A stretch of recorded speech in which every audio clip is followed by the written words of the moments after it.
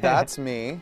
I'm Mike. That's Mac. That is me, and my name is Chester. That's our band name. That is Linkin Park. That's me. I'm Mike. That's Mac. And that's me. My name is Chester. That's our band name, Linkin Park. But to truly understand our story, we need to go back to the beginning. When I met Chester, I didn't know the depths of his story. But as I got to know him, I often found myself quietly saying, "That's..."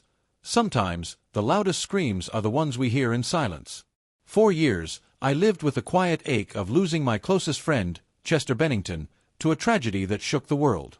On July 20th, 2017, Chester reportedly took his own life, hanging himself at his home in Palos Verdes Estates.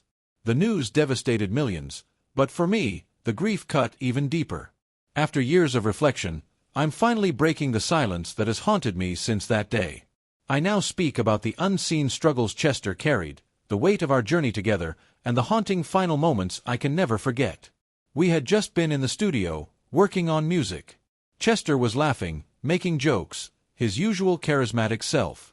Everything seemed normal. But behind that light, a darkness had taken hold. I didn't see the signs, caught up in the rhythm of our creative process. Only after the devastating news did I reflect on the subtle pauses, the heavy silences, and realize the red flags I missed. I kept asking myself, what could I have done differently? The painful answer, I didn't know. None of us truly understood the depth of Chester's internal struggles.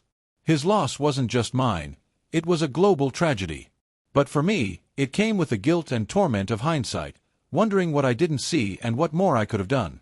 Even now, nearly 8 years later, the pain lingers. A reminder that mental health battles are often invisible, even in those we think are the strongest. Chester's death not only broke hearts, it exposed cracks within Linkin Park that had long gone unspoken. Tensions, especially between Chester and me, had quietly escalated. In May 2017, just months before his death, we released One More Light, an album that marked a dramatic shift from our earlier heavier sound. For Chester, this wasn't just a new direction, it was a personal and professional crucible. While I saw it as evolution, an escape from expectations, Chester struggled. He had always poured his soul into our darker, more aggressive work. The move toward a softer pop-infused tone felt like a disconnection from his own identity. It wasn't just about sound, it was about self. Behind the scenes, cracks were widening. Disagreements between us over the album's direction turned into a quiet but growing strain. I thought we were just arguing about music. But for Chester, each conversation was a deeper weight I didn't realize he was carrying. His lifelong battle with depression and addiction, wounds from his past, had never fully healed. Our band had once been a refuge, a brotherhood. But in those final months, it might have felt more like a cage. The pressures of fame, relentless touring, shifting band dynamics, all compounded his turmoil. Some fans accused me of being too controlling, of prioritizing innovation over his well-being. Others defended me, insisting Chester's inner demons were too great for anyone to save. But that debate mirrored the unspoken rift within the band itself. That tension surfaced during Chester's final performance in Birmingham, England. He gave everything on stage, but looking back, his exhaustion was visible, his smile strained. It felt like he was saying goodbye, one fan later recalled. On July 20th, 2017, the world lost Chester Bennington. I lost a brother. I remember that last day. We were laughing in the studio. He seemed fine. But I missed it. I missed the signs. And I'll carry that forever. His wife, Talinda, has since spoken of the quiet courage with which Chester fought his demons. But even courage can be worn down. In the years since, the story of Chester's final days has fueled endless debate, about One More Light, about internal band conflicts, about the secrets and expectations that might have broken him. I poured my grief into my solo album Post-Traumatic, trying to make sense of it all. I still ask myself, what could I have done differently? The truth is, I don't know. None of us really knew how deep it went. And the pain of that unknown will stay with us forever. He wasn't just music. He was emotion. Chester Bennington's voice carried the sound of pain, strength, and survival. Born on March 20th, 1976, in Phoenix, Arizona, Chester's early years were filled with darkness. Every step of his childhood was marked by emotional pain that most could never imagine, yet that very pain shaped the legendary artist we came to know.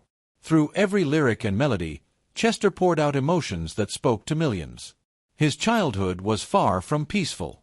In 1987, when Chester was just 11 years old, his parents divorced, an event that became the first fracture in a life already teetering on the edge. The once familiar warmth of a home disappeared, leaving young Chester to deal with loneliness and abandonment that no child should have to face. With no one to turn to, Chester spiraled into depression at a young age. He fought silent battles, trapped in a world that didn't seem to hear his cries. And behind that silence, he carried a heartbreaking secret, one that he kept hidden for years. In a 2009 interview, Chester bravely revealed that he had been sexually abused by an older acquaintance from the age of 7 until he was 13. He was too afraid to speak out, convinced that no one would believe him. That trauma haunted him throughout his life, shaping the way he viewed the world and the people around him. But even in the midst of all that darkness, Chester found a flicker of light: music. In 1993, he joined a local band called Grey Days. It wasn't about fame, it was about healing. Songwriting became his escape, a way to release the pain that lived inside him. Though the band didn't break into the mainstream, it was a crucial turning point for Chester, the moment he began to rediscover himself. Then, in 1999, everything changed. Chester was invited to audition for a rising rock band, Linkin Park. It was a once-in-a-lifetime opportunity, and it changed the course of music history. With raw vocals and soul-bearing lyrics, Chester's pain became the voice of a generation. Their debut album, Hybrid Theory, was a storm. Songs like Crawling, In the End, and One Step Closer weren't just hits, they were anthems for the broken, the unheard, the healing. Chester's lyrics didn't just reflect his own suffering, they connected with the pain of millions. Numb, Somewhere I Belong, and so many others carried the same theme: battling inner demons and the search for empathy and self-acceptance. Chester reminded us that even in our darkest moments, we're not alone. Yet, behind the powerful voice and electrifying performances, Chester was still silently battling his past. The bigger his success grew, the heavier the weight he carried. Every performance became both a release and a reminder. To understand Chester Bennington, we must look beyond the music, into the heart of a man who desperately tried to heal. In 1996, Chester took his first steps into family life when he married Samantha Olet. Soon after, their son Jamie was born. Becoming a father gave Chester a deeper purpose, something more important than the music. Although the marriage ended in 2005, Chester remained close to Jamie, committed to being a present and loving father. That same year, he met Talinda Bentley, a moment that marked a new chapter in his life. Talinda became more than a partner, she became his rock.